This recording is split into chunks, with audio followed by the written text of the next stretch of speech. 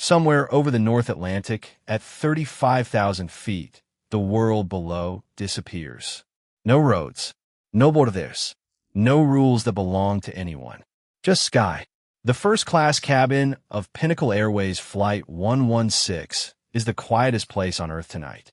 8 private suites, $14,000 tickets, a single white orchid in each pod, placed there by hands that understood the language of money. One man sits in Suite 2A, still, unhurried, reading. He doesn't look up when she enters, which is the first mistake. She sees a black man in a seat she believes belongs to her. She sees something that doesn't compute, and she does what people do when the world doesn't match the story they've been telling themselves for 50 years. She decides he doesn't belong. What she doesn't know, what no one on this plane knows, will not stay hidden for long. The note was falling apart. Not dramatically, not all at once. Just slowly, the way things fall apart when they've been handled too many times by hands that needed something to hold on to. Marcus Webb kept it in the left breast pocket of every suit he owned. Not the right, never the right, left side. Closer to whatever was underneath. He unfolded it now in the back of the car, somewhere on the Van Wyck Expressway, with JFK getting closer and the Manhattan skyline getting smaller in the rear window. The paper was soft in the way old paper gets soft. The ink had faded to something between brown and gray. But the letters were still there, still legible, still his mother's handwriting, which looked like someone had tried very hard to be neat, and then given up halfway through each word. They can take your seat, they cannot take your name. She had written it in 1989. A woman from Kingston, Jamaica, with $40 in her pocket and a 6-year-old son who kept asking questions she didn't have answers to yet. She wrote it on a piece of paper torn from a grocery receipt and tucked it into the bag she carried everywhere. She didn't write it for him, not exactly. She wrote it for herself, but she gave it to him when he was 12. During the kind of conversation that mothers have with black sons in America, when they decide their sons are old enough to need to know. When she pressed it into his hand, she didn't explain it. She just said, "Keep this." He kept it. He folded it back up now, exactly the same way. Same creases, same pocket. Outside, the terminal appeared. The car slowed. Marcus Webb, 44 years old. Founder and CEO of Nexara Systems, a company that had quietly, methodically, and without much noise restructured the way the world moved things from one place to another. Valued at somewhere north of $50 billion. Depending on which analyst you asked, and what kind of day it was. His face had been on the cover of Forbes 3 months ago under the headline "The Architect of the Invisible Supply Chain." He did not travel with an entourage. He did not have a title embroidered on his luggage. He did not, as a rule, announce himself anywhere. He stepped out of the car carrying one small rolling bag and a worn leather book satchel, tipped the driver, and walked into the terminal like a man who had somewhere to be and no particular need to make sure anyone knew it. The Pinnacle Airways first-class check-in line had exactly 2 people in it. One was already being helped. The other was a man in his late 50s who looked at his phone with the intensity of someone defusing a bomb. Marcus stepped up to the counter. The agent, a woman in her 40s with reading glasses pushed up on her forehead, typed his name into the system, Mr. Webb. Seat 2A, London Heathrow. That's right. She looked at the screen, then back at him. The specific look of someone who has just realized the booking is missing something they expected to find. No corporate designation attached to this reservation. No. She waited a beat in case he wanted to add something. He didn't. Business or personal travel, sir? Marcus considered this question with more genuine thought than she probably expected. Observation, he said. She didn't quite know what to do with that. She printed his boarding pass, handed it over, and wished him a pleasant flight with the particular warmth of someone who has decided not to ask follow-up questions. He thanked her and walked towards security. Here is what no one at Pinnacle Airways knew. Before Nexara Systems signed any major partnership, Marcus flew the airline, not on a corporate booking, not in a party, alone, under his own name, stripped of every title, every indicator of who he was and what he was worth. He bought the ticket himself from the public website at the public price. He had done this 6 times in the last 4 years. 6 different carriers. 6 different routes. 2 of them had lost the contract because of what he saw during those flights. Not because of anything dramatic, because of small things. The way a gate agent spoke to an elderly passenger who didn't understand the boarding process. The way a flight attendant's face changed when she thought no one was watching. The way a purser handled a complaint that inconvenienced him slightly but mattered enormously to the person making it. Small things. Except they weren't small. They were the whole thing, compressed into a moment. Project Aurora was the largest deal Nexara had ever considered. A $2 billion AI logistics integration that would touch every part of Pinnacle's operation for the next decade. Sir Edmund Hartley, the chairman of Pinnacle's board, had spent 8 months getting Marcus to this table. The final meeting was tomorrow morning. London, Pinnacle's European headquarters. But first, Flight 116 JFK to Heathrow, Seat 2A. Marcus had one question he needed answered before he signed anything. Who is this airline when no one important is watching? He found a coffee before boarding. Black, no sugar.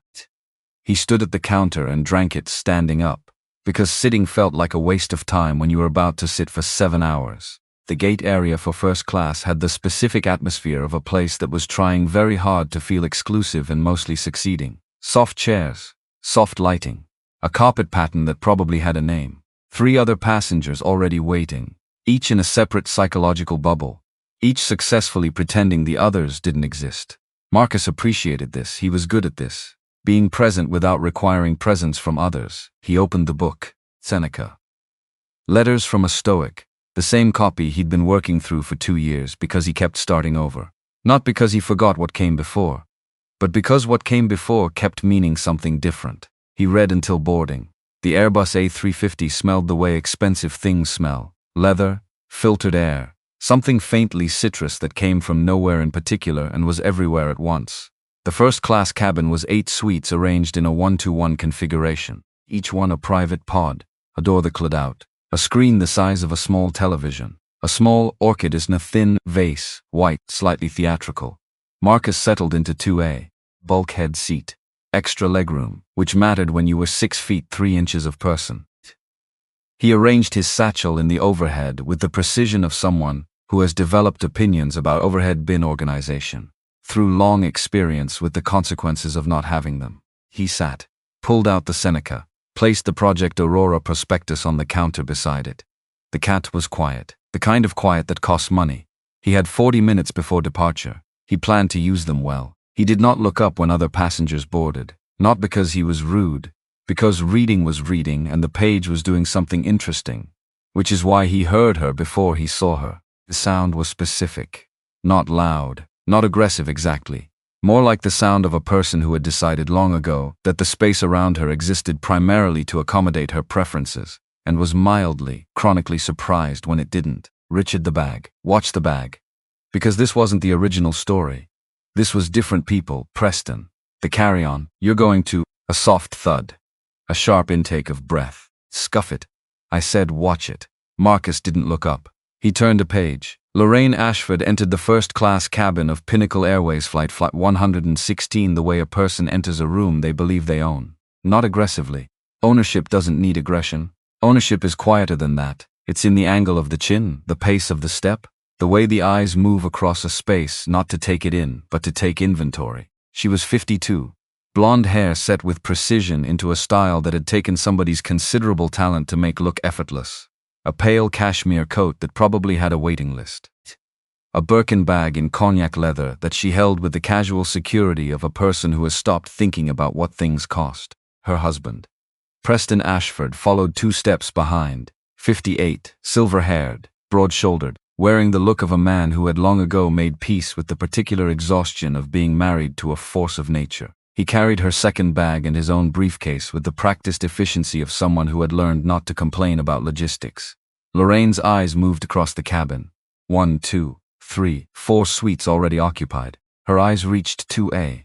Stopped. Marcus didn't see this. He was reading, but he felt it. The particular quality of attention that lands differently on certain people in certain moments, a frequency. He turned another page. Preston Ashford, 2 steps behind his wife, glanced at the suite assignment screens mounted on the partition between suites. Small screen passenger names, seat numbers. He saw 2AM web.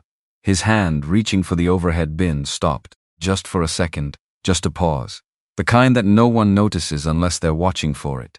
Preston was not a stupid man. He was a careful one, which is not exactly the same thing but often gets mistaken for it. He had spent 27 years building Ashford Capital from a regional property developer into a firm with holdings across 4 continents and a new European headquarters project, the Hargrove Tower that was right now the most important thing his company had ever attempted. He pulled out his phone, opened a browser, typed Web Nexara. The Forbes cover loaded immediately. Marcus Webb, Nexara Systems, $50 billion, the architect of the invisible supply chain. Preston stared at this for exactly 4 seconds. Then he looked at his wife, who was already moving towards seat 2A, with the specific momentum of a decision that had already been made. He looked back at his phone. He should say something. He knew that. He could feel the knowledge of it, the shape of what would happen if he didn't. He was not a naive man, he understood cause and effect. But he also knew Lorraine. And knowing Lorraine meant knowing that being told something and being stopped were two entirely different conversations. And one of them rarely worked. And so he told himself the way people tell themselves things when they want an excuse not to act, that maybe it would be fine, that maybe she'd check the boarding pass, that maybe she'd see the screen, that maybe it would resolve itself without him having to walk into the middle of it. He told himself this. He put his phone away. He looked at the overhead bin. It was the smallest decision he would make that day. It would also be the most consequential. Lorraine stopped at the edge of Suite 2A. Marcus was reading, his long legs angled slightly to one side, one ankle crossed over the other. His suit jacket hung on the hook at the side of the pod, with the ease of someone who had arranged things for comfort rather than appearance. On the counter beside him, a thick prospectus marked in clean type across its cover, and a glass of sparkling water he'd accepted from the flight attendant during pre-boarding. He looked, to anyone watching, like a man who had arrived exactly where he intended to be. This was, for Lorraine Ashford, an unacceptable piece of information.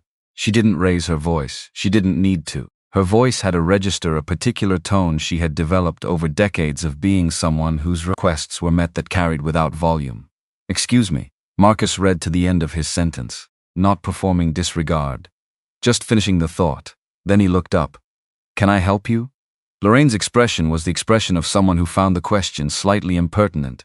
"I believe you're in my seat." Marcus held her gaze for a moment. Not challenging, just present. "I don't believe so," he said. "My boarding pass has 2A.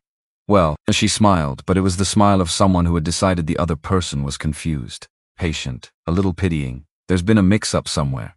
My husband and I always fly the bulkhead suites. We've been concierge key members for I have the seat," Marcus said, simply, pleasantly. 2A. My boarding pass." Lorraine blinked. She was not accustomed to being interrupted, not even gently, not even by people stating simple facts. Callie Reeves appeared at the edge of the aisle, 26 years old, 5th month of a 6-month probationary period. Brown hair pulled back precisely the way Pinnacle training required. Uniform exactly as specified. Smile professionally warm, which it usually was without effort.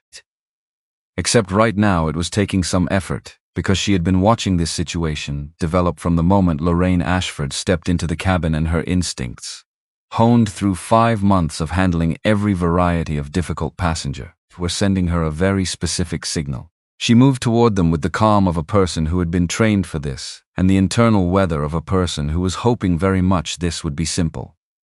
"Is there something I can help with?" Lorraine turned to her with the relief of someone who has found the appropriate authority to resolve a misunderstanding. "Yes, this gentleman is in my seat, 2A. I need you to sort this out." "Course." Callie smiled. "May I see your boarding pass?" Lorraine produced it. Callie scanned it with the small device she carried. Then she scanned Marcus's, which he offered without comment. 1 second. 2. The screen confirmed what the screen was always going to confirm.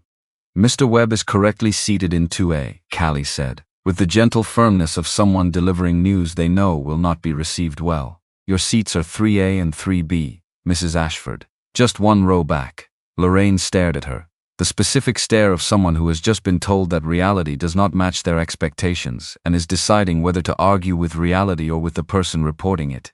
1 row back, she repeated. "Yes, ma'am, the bulkhead is 2A. Yes, ma'am. Mr. Webb booked that seat when the flight opened." Lorraine was quiet for a moment, the quiet of recalibration. "Then I see." She looked at Marcus. Something shifted in her expression. Something small, almost imperceptible. The particular shift that happens when a person's assumption about why someone is somewhere is confronted with a complication they didn't plan for, and resolves itself not by updating the assumption, but by finding a new framework for it. Upgrade. That was the word that appeared in her mind. Charity fare, frequent flyer points, some program, some scheme. Because the alternative that he had simply booked the seat, the same way she would have booked the seat, at the same price, with the same entitlement to it, her mind was not particularly interested in constructing. I'm sure it was a very generous upgrade, she said, her voice pleasant, the pleasantness of something sharp in a soft case. These programs can be so overzealous. I'm certain if you speak with someone, they'll be able to find you something equally comfortable. Marcus looked at her for a long moment. Not with anger, not with surprise, with something closer to recognition. The specific recognition of a man who has heard this particular song before, in different keys, in different rooms across his entire adult life. I'm quite comfortable here, he said. Thank you, and he went back to his book. There is a specific experience, one that most people never encounter, and that Lorraine Ashford had encountered so rarely in 52 years, that she had almost forgotten it was possible of being dismissed by someone who is completely calm about dismissing you. Not rude, not hostile, just done. She stood at the edge of Suite 2A for a moment longer than was comfortable. Then she turned toward Preston, who had been standing several feet back with his briefcase and her bag, and the expression of a man watching something unfold that he very much wants to not be standing next to. Well, she said, low and specific, for his ears. Darling, not now, Preston. She moved to Suite 3A with the composure of someone who has decided to be gracious about an outrage. She settled into the seat, accepted a glass of champagne from Callie with a smile that did not reach the altitude of her eyes. Preston sat beside her in 3B. He put his briefcase under the counter. He did not look at his phone. He looked at the small orchid in its thin vase and thought about several things he could not say out loud. From Suite 2A came the quiet sound of a page turning. Desmond Fitch, head purser of Flight 116, was 47 years old and had been working for Pinnacle Airways for 16 years. Before that, 2 other carriers. Before the Merchant Marine, which had given him a perspective on difficult situations that most people could not access. He had watched the exchange at Suite 2A from the forward galley. He had seen the scan. He had seen the confirmation. He had seen Mrs. Ashford's face when the confirmation came back the wrong way for her.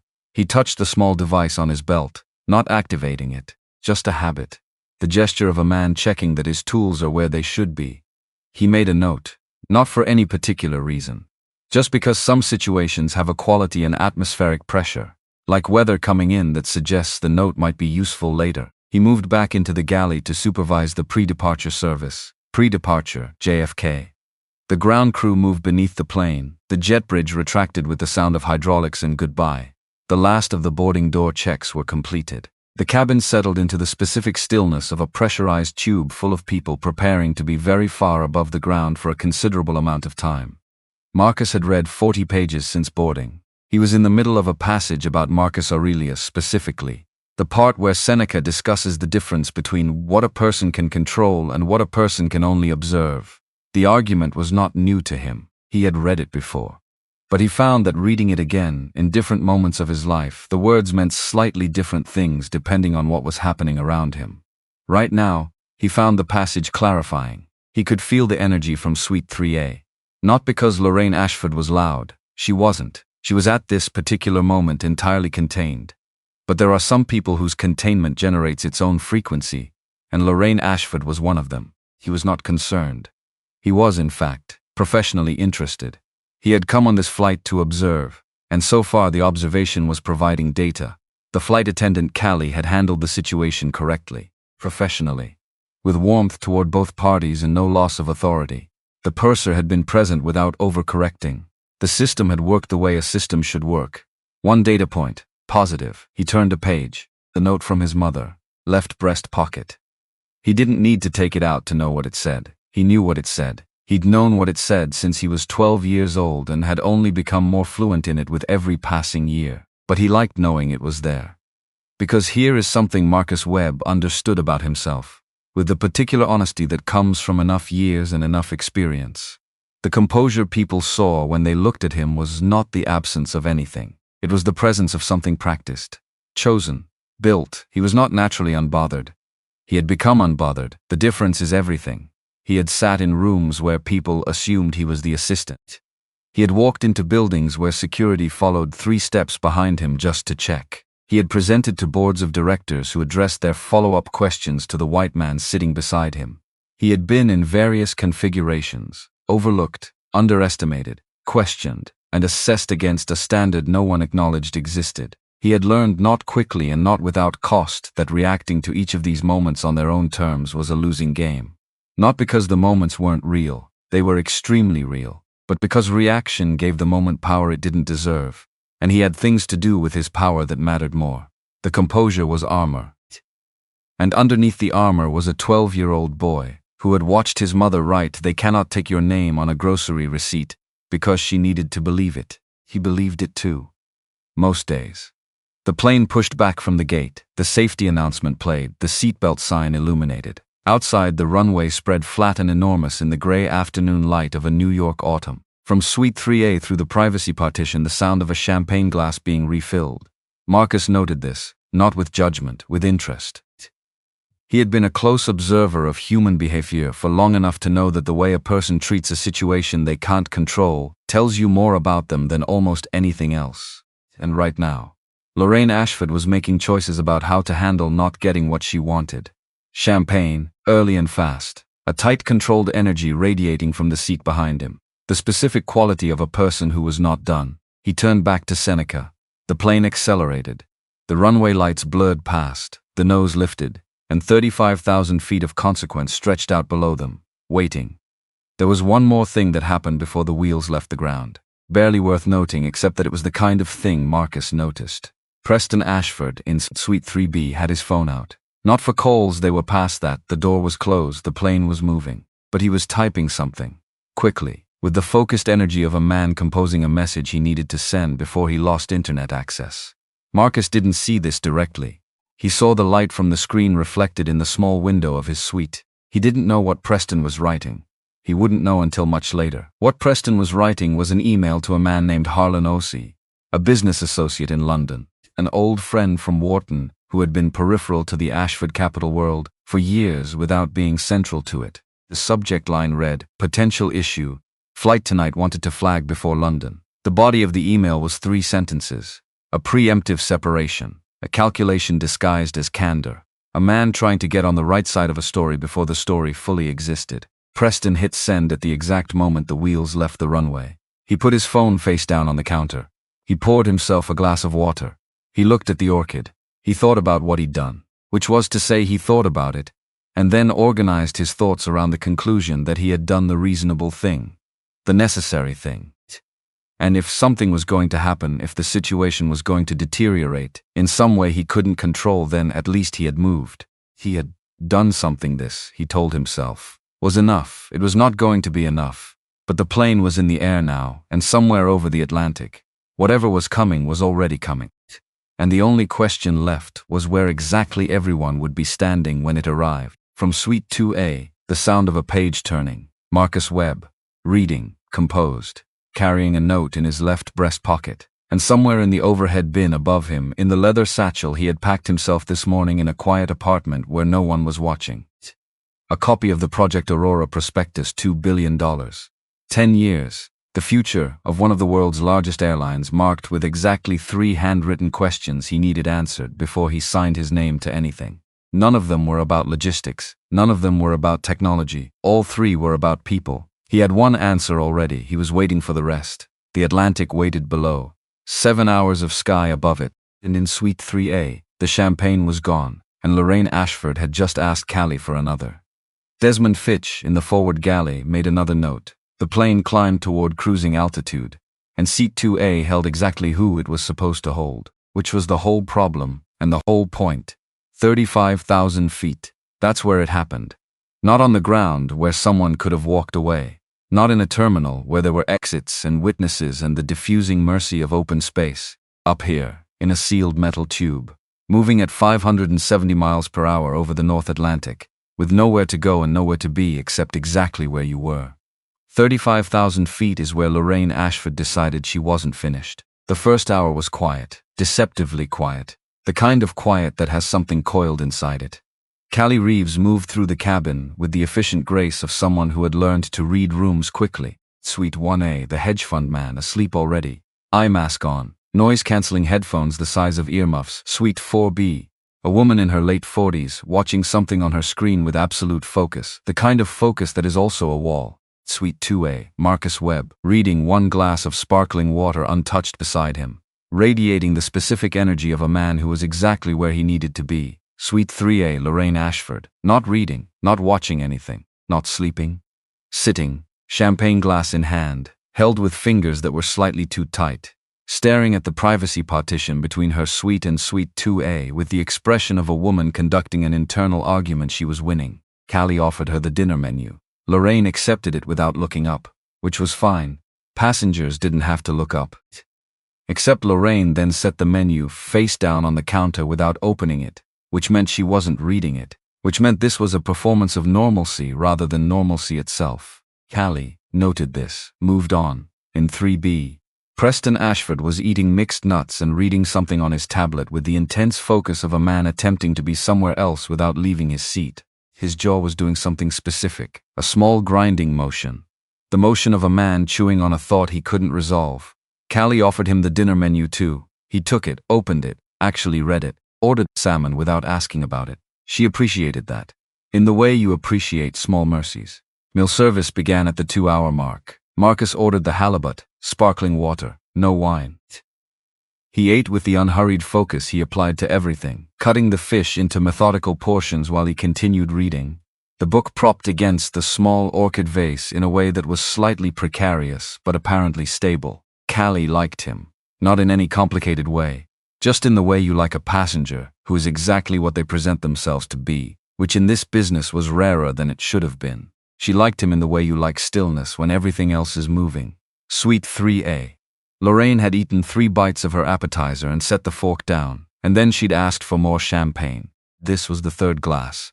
Callie poured it. Lorraine's eyes over the rim of the glass found Suite 2A's partition. Here is what was happening in Lorraine Ashford's mind, not all at once, slowly, building the way pressure builds. She had been in first class on this route for 11 years. 11 years. Since Preston's company first reached the tier that made this kind of travel automatic rather than aspirational.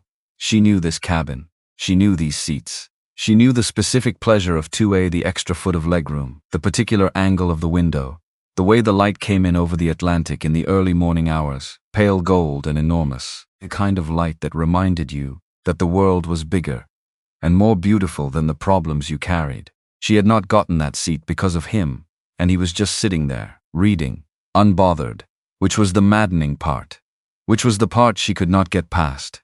Because a person who is uncertain of their right to be somewhere does not sit like that, does not hold a book with that kind of ease, does not decline champagne and order sparkling water and occupy space the way land is occupied by something that grew there. He was comfortable. He had no right to be comfortable. And the thought that followed the thought she didn't examine too closely because examining it too closely would have required a kind of honesty she wasn't prepared for was, why? Why was he comfortable? What did he have that she didn't? The champagne was very good. She drank it. And the answer her mind constructed, because the mind always constructs an answer. Whether the answer is true or not was, someone gave it to him. Some program, some scheme, some diversity initiative, some gesture, not earned, given. And that distinction mattered to Lorraine Ashford in a way she could not have articulated and did not need to, because it lived below language, in the place where assumptions park themselves and idle. She set the glass down, stood up. Callie saw it happen, the standing, the movement toward the aisle, the particular quality of motion that was not the motion of someone going to the lavatory or stretching their legs. Her stomach did a specific thing. Not fear exactly. More like the physical sensation of seeing a chess piece moved and knowing before anyone else has processed the board exactly what it means for the next several moves. She was already moving forward, not fast enough. Lorraine stepped into the aisle. The cabin was dim, the overnight lighting had come up, the amber softened to something closer to dusk. Half the suites had their doors drawn. The hedge fund man was still asleep. The woman in 4B had put her screen away and was lying flat. Lorraine stood in the aisle with her champagne. She had brought it with her, which told you something, and looked at Suite 2A. The partition was partially open. Marcus had slid it back earlier to accept a pillow from Callie.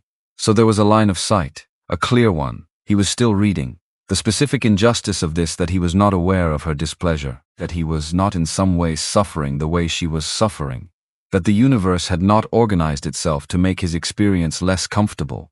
As a consequence of her experience being less comfortable, landed somewhere deep, she said, loud enough to carry. Unbelievable.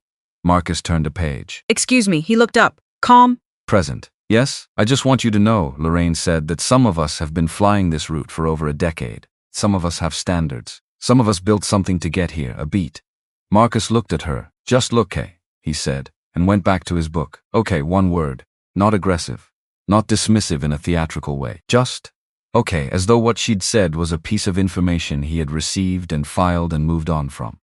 As though she had said something like the weather in London should be around 54 degrees, and he had processed it and continued with his life. Lorraine stood in the aisle, and something cracked. Small, but audible if you were listening for it. You people, she said. Low, controlled, or trying to be controlled. You come in here with your new money, your upgrades, your programs, and you think the rules don't apply. Cabin. Even through closed suite doors, through noise-canceling headphones, through sleep. Something happens when certain words take the air out of a room. A quality, a drop in pressure. Like the moment before a storm when the birds stop. Callie had reached the aisle, she said. Mrs. Ashford. Don't. Lorraine turned. Just slightly. Don't. I'm speaking. Lorraine looked at Callie, and her voice changed, not louder, quieter, which was worse. I know how probationary periods work, she said. I know how this industry works. One incident report, one complaint from a valued customer. And that's your whole career, isn't it? 6 months. She tilted her head. How many months in are you, sweetheart? Callie went very still. 5 months. She had 4 weeks left, 4 weeks before the review, before the permanent offer. Before the thing she had been working toward since she was 19 years old, watching planes from a parking structure near O'Hare, and deciding that she wanted to be on them, not watching them. She went still because she knew this moment.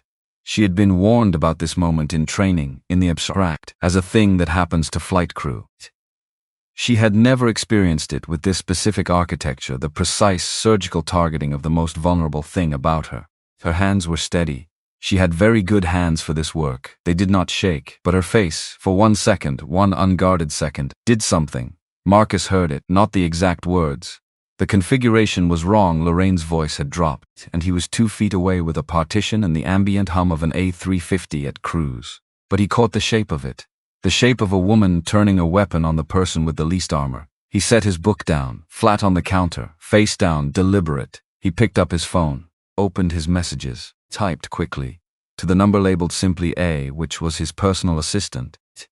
A 43-year-old former air traffic controller named Jean, who worked unusual hours and had the unflappable competence of someone who had once talked 4 planes through a weather emergency simultaneously. Flight 116, Pinnacle, crew member Callie Reeves, probationary, probably around month 5. Whatever happens on this flight, she is protected. Don't act yet, just make sure the infrastructure is there. You know what I mean. He sent it. Put the phone face down, picked up his book, opened it to the right page, and held it there without reading it.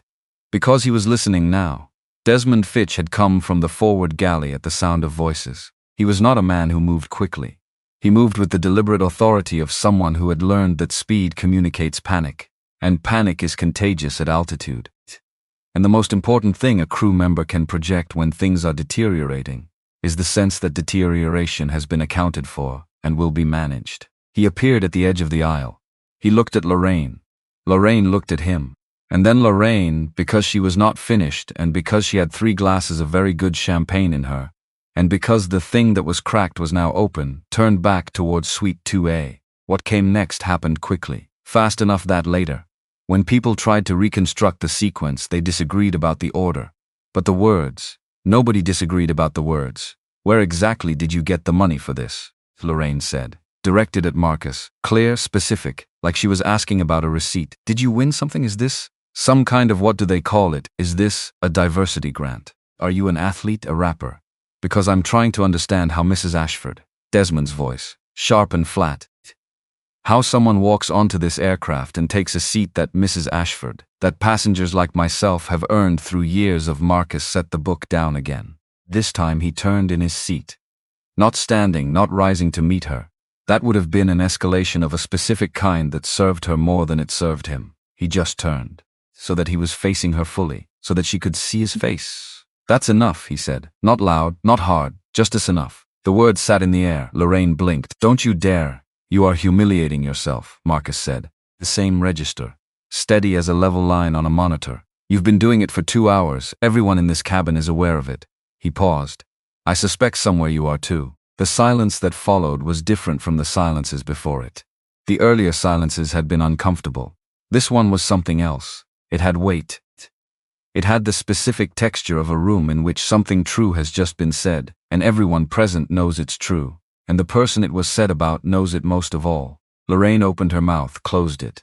Her hand, the one with the champagne glass, had stopped moving. In Suite 3B, Preston Ashford had not looked up from his tablet, but his hands, resting on the edges of the screen, had gone entirely still. The woman in 4B had turned her head, slightly, the angle of someone who is no longer watching their screen. Desmond stepped fully into the aisle. Mrs. Ashford. His voice had shifted, still controlled, but the warmth was gone. What was underneath it was older and more serious. This is your final warning. You will return to your seat. You will remain there for the duration of the flight. If you do not comply, this aircraft will be met by law enforcement at Heathrow. That is not a threat. That is procedure, and it is already in motion, a beat. Do you understand? Here is something about Lorraine Ashford that the previous 2 hours had not made visible. She was not stupid. She was many things that this evening was demonstrating with considerable clarity. But she was not stupid, and underneath the champagne and the indignation, and the cracked thing, and the framework her mind had constructed, so it didn't have to examine itself. Underneath all of that was a woman who understood, when the language shifted, exactly what was being communicated. Law enforcement. At Heathrow. Images moved through her mind quickly, the kind of images that are very effective at bypassing anger and reaching directly into self-preservation. Her face on a screen, in a terminal, being escorted. Headlines. Not business page headlines. The other kind, the Kensington dinner Thursday. The charity board meeting next week. The women she lunched with. The circles that tolerated, even celebrated, a certain amount of difficult behavior in their members, but only up to a specific threshold. And that threshold was exactly public spectacle. The anger was still there, it did not go anywhere. But it lost the floor. She looked at Marcus one more time. He was watching her.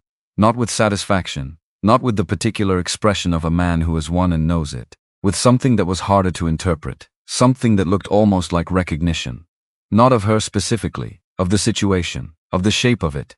She hated that more than anything else that had happened. She turned, walked back to Suite 3A. Sat down, buckled her seatbelt, set the champagne glass on the counter with excessive precision, stared at the partition. Desmond moved into the forward galley. He touched the small device on his belt, not the communication system, the camera system activation record. He pulled it up on the small screen, activated at hour 1:23, right after the initial boarding confrontation. Audio, video, full cabin coverage. Everything from the moment Lorraine had first stood in the aisle to this moment, the whole progression. Documented in the airline's own systems, time-stamped and stored on Pinnacle's servers in the format required by the UK Civil Aviation Authority for incidents of this classification. Nobody's phone would be necessary. Nobody's word against anybody else's word. The record was complete. He filed the report, fully, precisely, the way he had been trained to file reports, which was the way a man files a report when he believes the document will matter. He marked it, priority, VIP passenger involved. Director-level notification required. Then he set it to route automatically to corporate on landing. He made himself a tea. He did not usually drink tea on flights. But it was that kind of evening. Back in Suite 2A, Marcus had returned to his book. But the book was not quite registering. The words were there. The sentences were there. But the part of his mind that converts sentences into meaning was occupied. Not with anger. He had expected something like this. Not this exact shape, you never get the exact shape, but the general category of thing. He had flown enough, moved through enough rooms, occupied enough spaces where his presence raised questions in certain people's minds, to know that the question was never really about the seat. The seat was just the first sentence of a longer argument. He thought about the note in his left breast pocket. They can take your seat. They cannot take your name. His mother had written that in 1989 with $40 in her pocket and a son she was determined to raise knowing his own worth. She had not written it because the world was fair. She had written it because the world was not fair. And that was precisely why the thing she was describing needed to be said, and carried, and believed. He had spent his adult life understanding what that note cost her to write. She was not a woman with resources. She was not a woman with safety nets. Every day of her early years in America had been a negotiation with a world that was not organized with her in mind. She had worked shifts that didn't allow her to sleep enough. She had smiled at people who did not smile back. She had held herself with dignity in rooms that did not offer it freely. She had done all of this, and she had still found the specific energy to give her son something that couldn't be taxed or repossessed. He thought about Callie, 26, 5 months in, hands that didn't shake even when she was scared. Because she was scared, he'd seen it, the 1 second of it, when Lorraine had found the vulnerable place and pressed. But Callie had held. She had not caved. She had not placated. She had done her job with the specific grace of someone who had decided that doing her job correctly was a form of dignity she was not willing to surrender. Marcus recognized that, deeply and specifically. He'd sent the message to Jean. He didn't know what form the protection would take. He didn't need to manage the mechanism. Jean had been with him for 11 years and understood, without needing explanation, the difference between a request that meant, look into this, and a request that meant, make sure this is real. It was real. He returned to Seneca. The passage he had been reading before Lorraine stood up was still there, waiting for him. Omnia aliena sunt, tempus tantum nostrum est, everything else belongs to others. Only time is ours. He read it 3 times. Then he picked up the Project Aurora prospectus, opened it to the first of 3 handwritten questions, and began to work. Preston Ashford did not sleep. He had tried. He had reclined his seat, closed his eyes, and attempted the breathing exercise his doctor had recommended for stress-induced insomnia, which involved counting something or other and had never once worked for him. He lay there in the dark of Suite 3B and thought. The email to Harlan. He kept coming back to it. The email had felt like the right move in the moment, a preemptive flag, a positioning of himself on the correct side of the record before anything was fully written. Harlan was a trusted contact, an old friend, a man with discretion. Except Preston knew something about Harlan that had not been in his mind when he sent the email, because the 2 facts had not connected yet, the way facts sometimes fail to connect under pressure. Harlan Ossie had been mentioned in the Project Aurora coverage, in the Financial Times. A brief mention, independent consultant, brought in by the Pinnacle Board for the Tech Partnership Evaluation. Independent consultant, for the Pinnacle Board, the same board meeting happening tomorrow morning. Preston opened his eyes. He stared at the ceiling of his suite. He had sent Harlan Ossie, who was going to be sitting in a room with Pinnacle's board, and a man who was apparently Marcus Webb, an email, explaining that his wife had caused a scene on a flight involving a passenger he had recognized and not intervened to help. In writing, time-stamped. He closed his eyes again. The breathing exercise still didn't work. 3 hours remaining. The cabin was mostly dark, mostly quiet. The A350's engines maintained their constant low note, that specific frequency that either puts you to sleep or becomes the soundtrack to your worst thoughts, depending on where your mind is. 3A. Lorraine had finally, at some point in the 2nd hour, put the seat flat. She lay there, eyes open, looking at the ceiling. The champagne was gone. She had not asked for more. She was thinking about her daughter, not consciously, or rather not purposefully. The thought arrived the way uninvited thoughts arrive, sideways, when you're not defending against them. Her daughter was 31, lived in Portland, worked for a non-profit that did something with affordable housing, which was not the kind of work that Lorraine had planned for her daughter, but which her daughter had explained to her, at length, during a Thanksgiving conversation that had ended with both of them in separate rooms. They talked on the phone occasionally. The calls had a specific character: polite, informational, efficiently warm, like 2 people who had once known each other very well and were now maintaining a connection through diplomatic channels. Lorraine could not have identified, precisely, when this had become the shape of their relationship. It had happened gradually, over years, through a series of moments that individually seemed minor and collectively amounted to a distance she no longer knew how to cross. She did not think about this often. Tonight, in the dark at altitude, she was thinking about it. She was not precisely drawing conclusions. That would come later, in a different room, under different circumstances. Tonight it was just present. The thought of her daughter's face.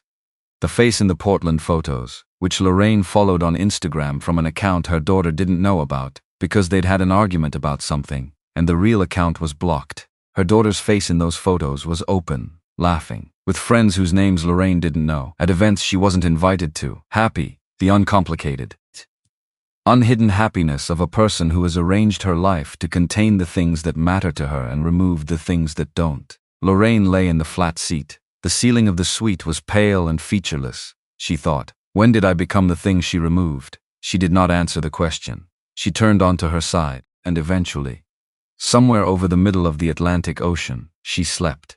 Callie Reeves, during the quiet hours, did something she had never done mid-flight. She went to the galley, made herself a cup of tea and stood there drinking it for 7 minutes without moving. not crying. She was not going to cry on this flight. That was a very specific decision she had made approximately 40 minutes earlier, and she was committed to it. But she was processing. Because here is the thing about being 26 and 5 months into something you've wanted since you were 19. The wanting is so large that it takes up all the available space. And when something threatens it, when something reaches directly into the center of the thing and says this could end, there's a particular kind of fear that is very different from ordinary fear. It's the fear of a person who has almost arrived somewhere. Almost. The proximity makes it worse. She had done everything right tonight, she knew that. She had followed protocol exactly. She had maintained her composure, upheld the passengers' rights, declined to be weaponized, and continued performing her duties with professionalism. Desmond had confirmed this afterward, briefly. In the way Desmond confirmed things, a single nod and 3 words, "Well handled, Reeves." 3 words from Desmond Fitch was the equivalent of a standing ovation from most people. She knew all of this, she was still afraid, because the fear was not rational. And knowing that the fear is not rational does not make it leave. She finished her tea, rinsed the cup, straightened her uniform, and went back to work. Marcus, somewhere in the 4th hour, put the prospectus away. He had answered his own first question, partially. The data was there but incomplete, and he would need the morning meeting to finish the analysis. The second question, he realized, had been answered by the evening. Not the answer he would have predicted, but an answer. He folded the prospectus, placed it back in the satchel, picked up Seneca, and this time the words went in. Nusquames qui ubique est. Whoever is everywhere is nowhere. He had spent 20 years being so present in the work, so entirely located in the next thing, the next deal, the next decision, that he had sometimes wondered if he was anywhere at all. If the accumulation of arrival points amounted to a life or just an itinerary. Seat 2A, JFK to Heathrow, Flight 116. He was here right now, in this specific place, with this specific set of circumstances. And the evening had not shaken him. Not in the way Lorraine had intended, but it had done something. It had reminded him in the particular way that direct experience always reminds you more effectively than theory of why the third question in the prospectus was the most important one. He reached over, found the page, read his own handwriting. What does this airline do when someone small needs protection from someone large? He looked at the question for a long moment, then he wrote a single word underneath it. Watching. 2 hours to Heathrow, the cabin began its slow return to consciousness. The service resumed. The window blinds came up on the left side of the plane, and the early light of the British Isles came in gray and pale and horizontal, the light of a country that specializes in a particular kind of cold, beautiful morning. Marcus folded his seat back to upright, straightened his jacket, accepted coffee from Callie with genuine thanks. She brought it with her hands steady. He noticed. He always noticed the hands. In 3A, Lorraine sat up, pressed the button to raise her seat, accepted coffee without looking at the flight attendant. Her eyes moved briefly and involuntarily to the partition of Suite 2A, then away. In 3B. Preston had his eyes open and his tablet closed, and the expression of a man who had been doing arithmetic all night and kept arriving at the same number. The plane descended. The coast of England appeared below through the clouds, brown and green and ancient. The Thames, white and silver, threading through what would eventually become London. Heathrow emerged from the morning haze. Runways, terminals, the organized machinery of a major international hub. Marcus looked out his window. He thought about the morning meeting. He thought about 3 questions. He thought about Callie's hands and Desmond's note, and a message sent to a man named Jean who was probably already awake and already working. He thought about his mother's note. He reached into his left breast pocket, just touched it, the paper, soft and real. Then he folded his hands in his lap. The wheels came down with their familiar hydraulic thud. The runway came up. And everything that had been in motion for the last 7 hours, everything that was going to happen in the next 90 minutes was already arranged, already waiting, like furniture in a room you haven't entered yet. The plane touched down, smooth, professional, the kind of landing that doesn't announce itself. Outside London, gray sky, morning light, the long runway running out ahead of them and then stopping. This was always the moment Marcus found clarifying. The landing. The solid fact of ground, whatever happened in the air, you came back down. The question was always, who are you when you do? The plane taxied toward the terminal. In Suite 3A, Lorraine Ashford sat perfectly still, hands folded, face composed. Wearing the expression of a woman who has made a decision to appear in control of a situation she is not in control of. In Suite 3B. Preston's phone released from flight mode the moment the wheels touched began to vibrate. He looked at the screen. Harlan O.C. He did not answer. In Suite 2A. Marcus Webb finished the last paragraph of his chapter, closed the book, placed it in his satchel with the same care he always placed it there. He was ready. The gate appeared ahead, the jet bridge extended, and in the terminal, somewhere beyond the glass and the gray morning light, 4 people in dark suits were already moving. The jet bridge connected with a sound like a door deciding something. A dull thud. Hydraulics settling. The mechanical exhale of a structure locking into place. And then nothing happened. Which was wrong. Because on his normal flight, the moment the jet bridge connects, the cabin wakes up. The polite shuffling. The overhead bins. The performance of patience from people who stopped feeling patient 3 hours ago. It's choreographed. It's reliable. It happens the same way every time. On every flight, in every airport in the world. The door didn't open. The cabin held itself very still. In Suite 3A, Lorraine sat with her Birkin on her lap and her coat folded over her arm, chin level, eyes forward. The posture of a woman who had spent the night deciding exactly how she was going to walk off this aircraft and had arrived at composed, untouchable, above whatever was being said about her in whatever report Desmond Fitch had filed in the middle of the night. In Suite 3B, Preston stared at his phone. Harlan O.C. had called twice. Harlan did not call twice. Harlan was the kind of man who left 1 voicemail and waited. 2 calls meant something Preston did not want to name yet. He had not answered either one. He was watching the door. In Suite 2A, Marcus had his satchel over one shoulder, standing, not impatiently, the posture of a man who has completed one thing and is entirely ready to begin the next. He had been ready for the last 20 minutes. He had used those 20 minutes to read the final pages of his chapter, replace the bookmark, and think about 3 questions written in his own handwriting on the inside cover of a prospectus that was now back in his bag. He had answers to 2 of them. The third was about to be answered in the next few minutes. He could feel it, the way you feel weather before it arrives. Callie moved through the cabin one last time, collecting glasses, checking the overhead bins, her uniform still precise. Her hands, which had not shaken once during this entire flight, were still steady now, at the end, which cost her something she would not admit to until much later. Desmond Fitch stood at the forward position near the cabin door. He was on his earpiece. His face showed nothing. His posture showed nothing. But his right hand had dropped to his side in the way it dropped when he was receiving information and processing it simultaneously. He said very quietly into the earpiece, "Understood. Stand by." He lowered his hand. He looked at the door. The door opened. Not with drama, not with any announcement. It just opened, the simple, irrevocable fact of it, and 4 people came through. Single file. Dark suits. Moving with the unhurried certainty of people who have decided where they're going and have no need to announce it in advance. The first was a man in his late 60s. White-haired, broad shoulders that had held up under 40 years of industry. The kind of face that had been photographed enough times to have stopped performing for cameras. Sir Edmund Hartley, chairman of the board of Pinnacle Airways, a name that appeared in the Financial Times the way weather appears regularly, and with consequence. Behind him, a woman whose eyes were already reading the room before she'd fully entered it. Then 2 men, both carrying the compressed energy of board members, who had rearranged their mornings specifically for this. They walked down the aisle, past Suite 1A. The hedge fund man had removed his eye mask and was watching with the attention of someone recalculating something important. Past Suite 4B. The woman there had both feet on the floor and her screen dark. They walked past Suite 3A without slowing, without looking. Lorraine's head turned, involuntary.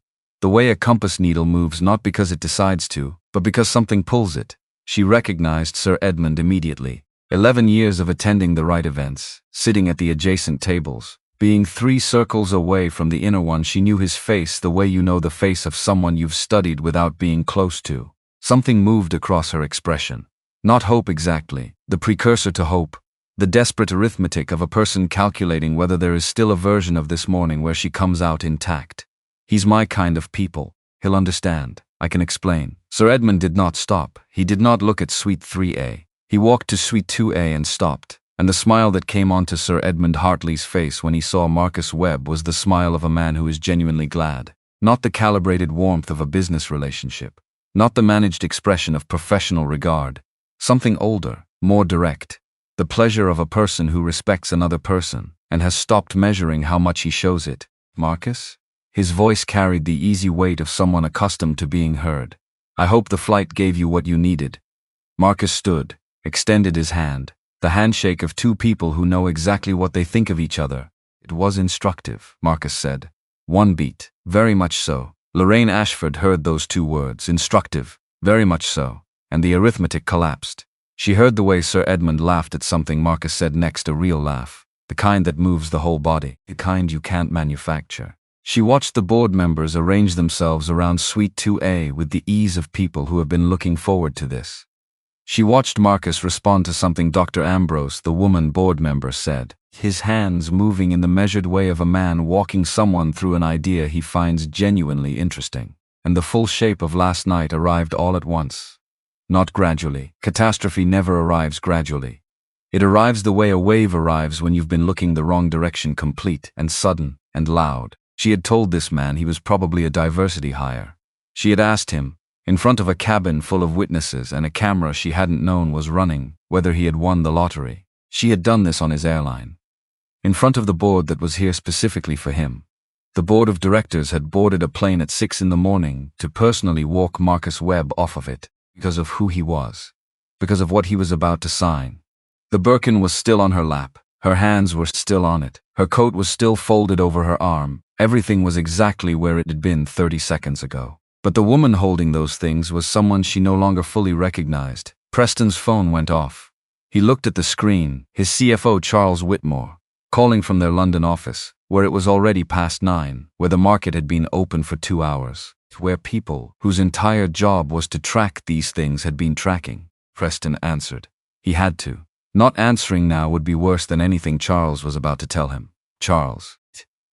The voice on the other end was controlled the way a person is controlled, when they've decided not to soften the thing they're about to say, because softening it would waste time they don't have. Preston, I need you to tell me exactly what happened on your flight tonight. Because I am looking at something that has already begun and is going to get significantly worse in the next hour. Preston closed his eyes for exactly 1 second. Tell me what you're looking at. Nixara pulled their Project Aurora expression of interest. 40 minutes ago, their general counsel called our London office directly. The language they used was, and I'm reading from the notes, our associate took a fundamental misalignment in partnership values identified during the preliminary relationship stage. The cabin around Preston continued its quiet activity, Callie moving through, the low sound of Sir Edmund's voice from Suite 2A, the normal, indifferent sounds of a flight ending. They withdrew, Preston said. They withdrew, and the Hargrove Tower debt covenant, Preston the primary tenant clause, without Nexara as the anchor. I know what the covenant says. Then you know that we are in technical breach as of this morning. The lenders have already been notified. Not by us. The news leaked before we could get ahead of it. They're calling the loans, all of them. Preston looked at his hands on the counter in front of him. Good hands, his father's hands, everyone always said. The hands of a man who built things. How far is the stock down? A pause. 31% in the first 20 minutes of European trading. It's still moving. Preston did not respond immediately. 31% was not a number. 31% was the Hargrove Tower. It was the land acquisition. It was the permits and the architects and the years of lobbying and the entire leveraged position he had taken because he'd been certain, absolutely certain, that this deal would come through. 31% was the thing his father had built, being taken apart by machines his father would not have understood. The brokers, Preston asked, calling. All of them. Preston, I need you to. I'll call you back in 20 minutes. He hung up. He sat for a moment. Then he stood up. This is the part that was not simple. This is the part that people who heard the story later, and many people would hear it, tended to interpret as either brave or calculated. And the truth was that it was neither one cleanly. It was the action of a man who had spent 27 years making a specific kind of choice, the choice to let Lorraine handle things, to step back, to survive by being adjacent to her force rather than opposing it, and who had arrived, on a Tuesday morning in London, at the precise point where that strategy had run out of road. He stepped into the aisle. He walked to where Sir Edmund and Marcus and the board stood. He said, Sir Edmund. Everyone looked at him. Preston kept his eyes on Sir Edmund. Not because looking at Marcus was impossible, though it was, in the way that looking directly at the evidence of your worst choices is always difficult, but because what he needed to say needed to be said to the person with the authority to record it. I want to be on the record, his voice held. He had not been sure it would.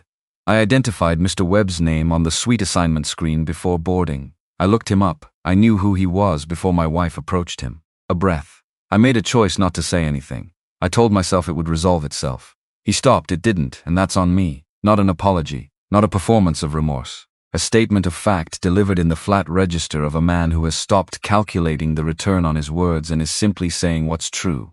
Sir Edmund looked at him for a long moment. Noted, Mr. Ashford. 3 words, not absolution, not respect, just recorded. Preston stepped back. He returned to suite 3B, he sat down, and for the first time in 27 years he did not look at Lorraine for a cue about what came next. He looked at the orchid in the thin vase on his counter. Small white, entirely indifferent to everything that had just happened around it. Lorraine had watched her husband walk into the aisle. She had watched him speak. She had heard the words, not all of them, but enough. Enough to understand what he was doing. Enough to see, with a clarity that the champagne and the anger and the long night had not been able to produce, exactly the shape of what their marriage had been. He had always been behind her. She had always believed that meant he was with her. Desmond Fitch stepped forward. He moved with the same deliberate calm he had maintained since hour 1 of this flight. Calm of a man who has seen everything and is not performing the sight of it. Sir Edmund. Desmond's voice. Even. Professional. Full incident report was filed at the 2-hour mark of the flight. Camera recording was initiated at hour 1, minute 23, following the initial non-compliance during boarding. Mrs. Ashford in suite 3A repeatedly refused crew instructions, made statements of a discriminatory nature directed at the passenger in suite 2A, attempted to use a crew member's probationary employment status as a mechanism of pressure. He paused for exactly 1 beat. All of it is documented, audio and video, already transmitted to corporate security and the UK Civil Aviation Authority, Sir Edmund said. Thank you, Desmond. Sir, and Desmond stepped back. That was all. No drama in it, no satisfaction, just the accurate record of events, delivered in the appropriate format to the appropriate person at the appropriate time. The most devastating thing about Desmond Fitch was not what he said. It was the way he said it, as though it were simply what had happened, which it was. Lorraine said please. The word came before she planned it, out of a place below strategy. Below the wall she had been building since 3 in the morning when she'd finally stopped staring at the ceiling and started rehearsing composure. She was standing. She didn't remember standing up, but she was in the aisle and the word was already in the air, and there was nothing to do but continue. Please. Again, quieter. I apologize. I didn't know who you were. Marcus turned toward her. He had been waiting, not with impatience, just present. Ready for whatever shape this moment would take, because he had known, from somewhere around the 2nd hour of the flight, that this moment was coming. He looked at her for a long moment, then he said, in the register he had maintained since she first stood over him in the boarding process, steady, unhurried, exact. That is the problem, Mrs. Ashford. She blinked. You are not sorry for what you did. Each word measured, not a performance, an accounting. You are sorry for who you did it to. He held her gaze. My name, my company, my net worth, none of those things are what entitled me to a seat on this flight. I bought a ticket, the same ticket anyone buys, the same process, the same price. A pause, brief and absolute. You owe no one on this aircraft an apology for not recognizing my face. You owe every person on this aircraft an apology for deciding what I was before you knew anything about me at all. Lorraine stood in the aisle with those words in the air around her. She could not argue with them. Not because she lacked the instinct was there. The trained reflex of a woman who had defended her positions in difficult rooms for 52 years. But the argument would not form, because the words were true. And some truths have a density that argument cannot penetrate. Marcus turned back to Sir Edmund. Shall we? Sir Edmund nodded, the small, decisive nod of a man who has seen what he came to see and is ready to proceed. They moved toward the front of the cabin and off the plane. The board members followed, and that was how Marcus Webb left Flight 116. Walking forward, unhurried, in conversation with the chairman of the board of Pinnacle Airways, as composed at the end as he had been at the beginning. The cabin watched them go.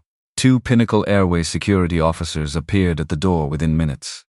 With them a woman in a gray jacket carrying a slim leather folder, the specific body language of someone who has been briefed completely and is here to execute rather than discuss. Mr. and Mrs. Ashford, if you'll come with us. Lorraine picked up her Birkin, the automatic gesture of it, the hand going to the handle without instruction, muscle memory holding the shape of a life that was no longer the same shape. They walked off the plane and through the terminal, and it was not the way Lorraine had imagined walking through a terminal in years. There was no electric cart, There was no expedited lane. There was the regular corridor with its regular crowds and its regular noise. And Lorraine walked through it with her chin level, because that was the one thing she had left and she intended to keep it. Nobody stopped to look, which was the part she would think about later. The ordinary indifference of everyone around her. The way catastrophe moves through a crowd without anyone noticing, because each person in the crowd is too occupied with their own version of the same. The room they were taken to had fluorescent light and no windows and 4 chairs around a table that existed solely to hold the weight of conversations nobody wanted to have. The legal counsel sat across from them and opened her folder and spoke clearly and without cruelty about what was going to happen. Banned from Pinnacle Airways. Permanently, the accumulated miles, forfeited, UK Civil Aviation Authority formal notification, investigation pending, billing for the delay costs from the boarding incident, and then she turned her tablet around and placed it on the table. A video was playing, on loop. Pinnacle Airways crest in the corner, time-stamped, clear. It was the cabin camera footage. Every word audible, every expression visible. The full progression from the first moment Lorraine had stepped into the aisle to the final exchange, assembled into a continuous record, running on the screen beside the video, a number, views, climbing in real time. Lorraine watched herself on the screen. This was a different experience from knowing what you had done, knowing lives in the abstract. This was watching herself do it, with sound, in the face of a man who had held completely still while she came apart. There was no favorable angle. There was no context that softened the words she heard herself say. She looked away. Preston's phone rang. He answered it standing up. He had been standing for the last several minutes, unable to sit, the way certain men cannot sit when the thing they are managing is too large for stillness. Charles. 31%, Preston. It's holding there, but the volume tells me it's not done. Charles's voice had moved past controlled into something flatter. The voice of a man delivering a eulogy for something that hasn't finished dying yet. The tower lenders have formally called the loans. All 3 tranches. The breach notice was filed this morning at 8:42. Our London counsel received it 11 minutes ago. Preston stood with the phone. He looked at the wall. There was nothing on the wall. Just the institutional beige of a room designed to contain bad news without absorbing it. My brother called, Preston said. Not to Charles, just out loud. I know. Whitmore Capital has already filed a preliminary interest notice with the bank. They're positioning for the asset acquisition if we go into administration. His brother. His younger brother, who had started his own firm because Preston had not given him enough room in the family company, who had spent 15 years building something parallel and patient, who had been waiting for exactly this kind of opening without ever saying so out loud. Call the lawyers, Preston said. London office. I need options by noon. He hung up. He looked at Lorraine. She was not looking at the tablet anymore. She was looking at the table, the surface of it, the same way he had looked at the orchid, not seeing it, but needing somewhere for the eyes to go while the mind did something difficult. Was it worth it? He said, not accusing. The question of a man who genuinely wants to understand, who has been trying to understand for 27 years and has not managed it, and is asking one more time in case this time the answer is different. Lorraine didn't respond. He nodded, slowly, to no one. He sat back down, and that was the end of whatever they had been to each other on this trip, not the end of the marriage. Necessarily that accounting would happen in other rooms over other months, with lawyers who were paid to divide things cleanly, but the end of the particular arrangement they had kept since before either of them could remember. The arrangement where she moved and he followed, and both of them called it partnership. That arrangement had run out of road. At some point they were allowed to use the restroom. Lorraine went alone. She stood at the sink in the small functional Heathrow security bathroom and looked at her reflection. Same face, same features. The hair had lost its precision somewhere over the Atlantic. 5 hours of sleep will do that, even to the most expensive styling. But recognizable, still herself, except the expression. The managed quality was gone. The thing she wore the way some people wear glasses, not even noticing anymore. It had become so automatic, the particular set of her face, that said she was handling things and did not require assistance. Gone. What was underneath it was a face she recognized from a long time ago. Before the cashmere and the Birkin and the events. Before 11 years of first class and charity boards and lunches with women whose primary skill was knowing exactly where everyone else stood. Before all of that, a face that was just a face, tired, a little lost, not performing. She looked at it for a while. Then she opened her bag to find her compact, the automatic gesture, the reflex.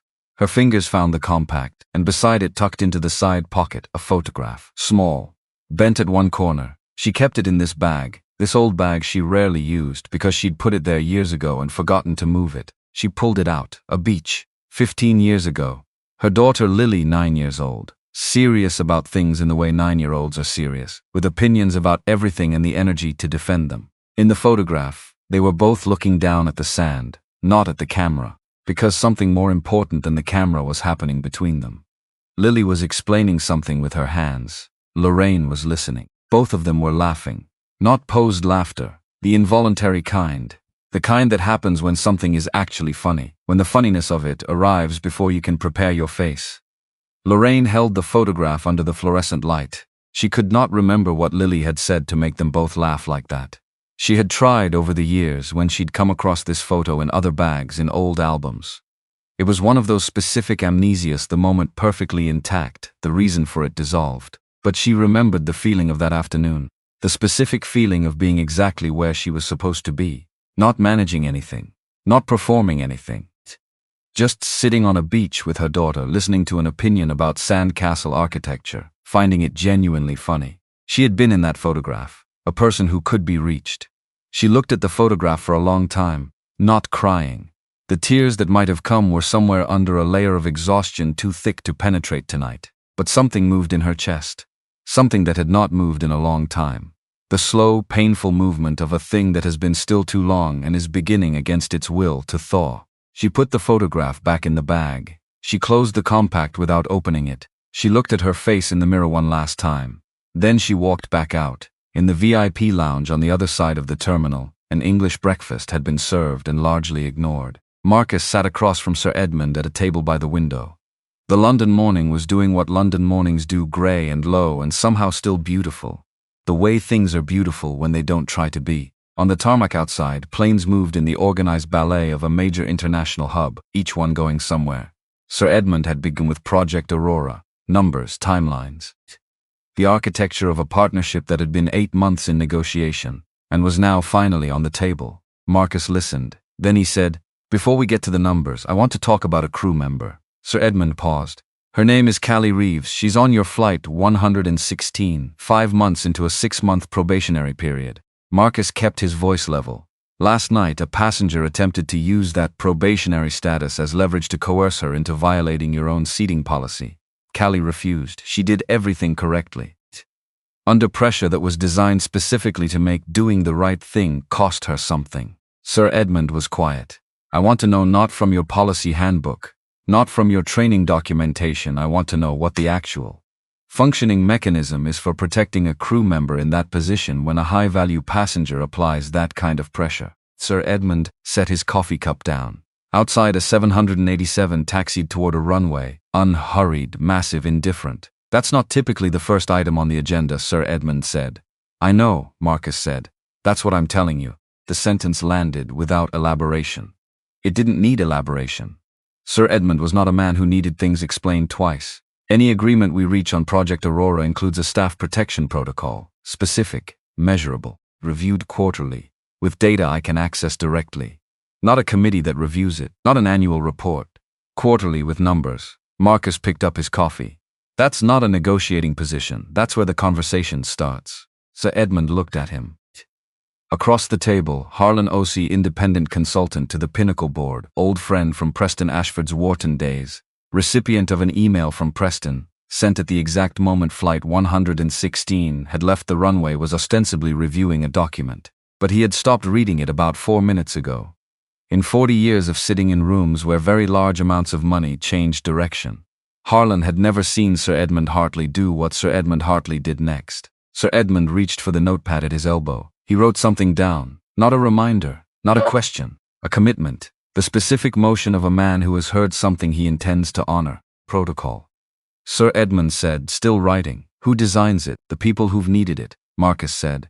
"Start with the crew who were in that cabin last night." Sir Edmund finished writing. He looked up. "All right," he said. 2 words. But in the language of rooms where significant things are decided, those 2 words meant the conversation had just become an agreement. Nexara Systems released a statement at 9:47 in the morning, London time. 3 sentences. Nexara Systems is built on a foundation of innovation, integrity, and an unconditional respect for every person. Our partnerships must reflect these values without exception. We remain committed to a future where character and capability are the only metrics that matter. No names, no specifics. Nothing that could be argued with, refuted, or engaged on legal or factual grounds, just true. And truth, deployed with precision, leaves nothing to push against. Nexara stock moved up 2.5% by mid-morning. The statement was quoted in full in the Financial Times, the Wall Street Journal, and 17 industry publications before noon. Ashford Capital's stock did not recover. By the end of the European trading day, it had settled at 29% down from open. The Hargrove Tower lenders filed their formal breach notices. Preston's brother moved on the asset acquisition, with the quiet efficiency of a man who had been ready for this for years. The charity board's Laura sat on began making calls that went straight to voicemail, because that was how that world worked. It didn't expel people loudly. It simply became unavailable. 6 weeks later, on a Tuesday morning in Portland, Oregon, Lily Ashford was at her desk when her phone buzzed. Her mother. Lily looked at the screen. She had seen the video. Everyone had seen the video. Her coworkers had asked about it in the careful way of people who were not sure how much they were allowed to ask. And she had said yes, she'd seen it, and they had let it go because they were, on the whole, kind people. She had not called her mother after seeing it, because the things she wanted to say were large and complicated, and had a long history behind them that a phone call was not the right shape to hold. And because she had needed 6 weeks to arrive at a place where she could hear her mother's voice without the years between them filling the line before either of them said a word. She answered, "Mom?" A silence that lasted long enough to be real. Lily, her mother's voice, recognizable, but thinner than usual, like something structural had shifted in it. Another silence. "I've been thinking about the beach," Lorraine said. "When you were 9. The sandcastle. Do you remember what you said that made us laugh?" Lily went still. She had a very good memory. She used it carefully. "You kept insisting the towers needed to be symmetrical," she said slowly. "And I told you symmetrical was just a word adults used when they meant boring." A pause. "And then the biggest tower fell over. And I said at least it fell symmetrically," Lorraine finished. Silence. Not an empty silence. A full one. The kind that holds things. "I remembered," Lorraine said quietly. "I couldn't for a long time, and then I could." Lily held the phone with both hands. She was not a woman who cried easily. She had learned growing up that crying in certain rooms produced certain responses, and she had eventually moved herself to rooms where the dynamic was different. But something in her chest was doing something she didn't have a word for. The movement of a feeling that has been waiting for a long time to be acknowledged and has just heard its name. "Mom," she said, "I know." Lorraine's voice, small, honest. The voice of a woman who has put down something very heavy and doesn't know yet what to do with her hands. "I have things I need to say. A lot of them. And I've never been good at saying them. I know, but I wanted to start with the sandcastle." Lily looked out her office window. Portland in autumn, rain beginning. The gray specific beauty of a city that does not pretend to be something it's not. "Okay," she said. Her mother said okay, and that was not a resolution. It was not a repair, not yet, and both of them understood that. But it was a beginning. The specific beginning of two people who have been standing on either side of a door for a long time and have both, finally, put a hand on it. That was enough for today, on the same Tuesday, in a Pinnacle Airways crew briefing room at Heathrow Terminal 5. Callie Reeves opened an email on her phone and read it 3 times. From Pinnacle Airways HR, formal language. Carefully worded. Her probationary period had been completed with distinction. That word, distinction. She read it 4 times and she had been selected for a newly created position within the airline. The Pinnacle Crew Standards Initiative. A joint program developed in partnership with Nexara Systems, funded through a specific contractual allocation in the Project Aurora agreement.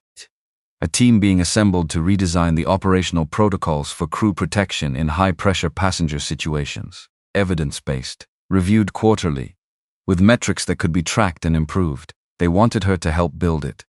Because, the email noted, the people best positioned to design protection for a role are the people who understand from direct experience what that role requires. Callie put her phone down on the table in the briefing room. She looked at the wall, then she picked her phone back up. She typed for several minutes, deleted it, started again. She was not generally. A woman who had difficulty saying what she meant. The job had trained that out of her. The necessity of being clear under pressure. But this was different. This was personal in a way that professional language kept sliding off of. She wrote, Mr. Webb, my name is Callie Reeves. I was on flight 116. I don't know if you'll read this, and I understand if you don't. But I wanted to say you didn't have to think about what happened to me. You had much larger things to think about, and you chose to think about me anyway. I don't know when someone last did that. So, thank you. She read it back. It didn't say everything, but it was true, and she had learned in 5 months and one very long night that true was always enough. She sent it. The Gulfstream G700 was somewhere over the Irish coast, westbound, when Jean forwarded the email. Marcus read it at 39,000 feet, in the small cabin where he traveled alone on long hauls because he had learned that solitude at altitude was its own kind of resource. Outside the oval window, the Atlantic had just appeared below, dark and enormous, catching the last of the afternoon light in shifting patterns that had no names. He read Callie's email once, then again. He set the phone on the small table beside him, and sat for a moment with it. He thought about her hands, steady throughout, the specific courage of a person who was afraid and did not let the afraid part run the show. He had seen it in conference rooms, in courtrooms, in the offices of people negotiating for their professional lives. He recognized it because he had cultivated it in himself over many years and at significant cost. And he knew what it looked like from the outside. It looked like stillness. It looked like Callie Reeves, standing in the aisle of a first-class cabin at 2 a.m. at cruising altitude, scanner in hand, voice steady, telling a woman twice her age that the passenger in 2A was correctly seated and she was not able to move him. He picked up his phone. He wrote back, "You already knew what was possible. You just needed someone to get out of the way." He sent it. Then he reached into his left breast pocket. The note. Soft now in the way paper gets soft after 32 years of being carried. The ink faded to the color of old coffee. But the letters were there, his mother's handwriting, which had always looked like someone trying very hard to be neat, and then deciding, in the middle of each word, that the idea mattered more than the penmanship. They can take your seat. They cannot take your name. She had written it in 1989, with $40 and a 6-year-old son, and the specific knowledge that the world he was going to grow up in was not organized with him in mind. She had written it not as consolation, as instruction. He had spent 44 years learning what she meant. Not the words. He had understood the words immediately, but the depth of them, the weight, the cost of living by them in a world that would test them, regularly and without warning.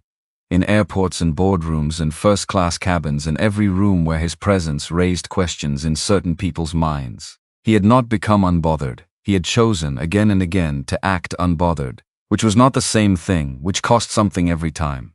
He thought about Lorraine Ashford, not with satisfaction, not with the residue of anything that resembled triumph, because triumph was not what last night had felt like. It had felt mostly like a very long test he had not asked to take. And when it was over, when he had walked off that plane with Sir Edmund beside him, what he had felt was not victory. It was something closer to tired. The specific exhaustion of a man who has held himself to a standard for a very long time, and knows that the holding itself is the work, not the outcome of it, not the recognition of it, just the daily, unwitnessed effort of remaining who you've decided to be, when the world is offering you reasons to become someone else. He folded the note, same creases, same pocket. He closed his eyes. Outside, the Atlantic moved below the plane the way it had been moving for longer than there were people to watch it. Dark and enormous, and carrying the weight of everything human beings had done above it, the crossings, the wars, the migrations, the desperate and the hopeful and the afraid, all of it, and continuing anyway, not indifferent exactly. Patient, that was the word. Patient in the way that things are patient when they understand that the things passing over them are temporary, and the moving continues regardless. Marcus Webb, 44 years old, founder of a company he had built from nothing in a world that had not been waiting for him, leaned back in his seat at 39,000 feet with his mother's note in his left breast pocket and let the exhaustion be what it was. Tomorrow there would be contracts, protocols, quarterly reviews with data that could be tracked. There would be Callie Reeves, designing something from the inside of an experience she had survived. There would be, somewhere in Portland, a mother and a daughter standing on either side of a door that had just, finally moved. And there would be this flight. Westbound, over the Atlantic, the last of the English light fading behind and the dark of the open ocean ahead, and the stars beginning to appear above the wing. He wasn't there yet, but he was going. That was enough.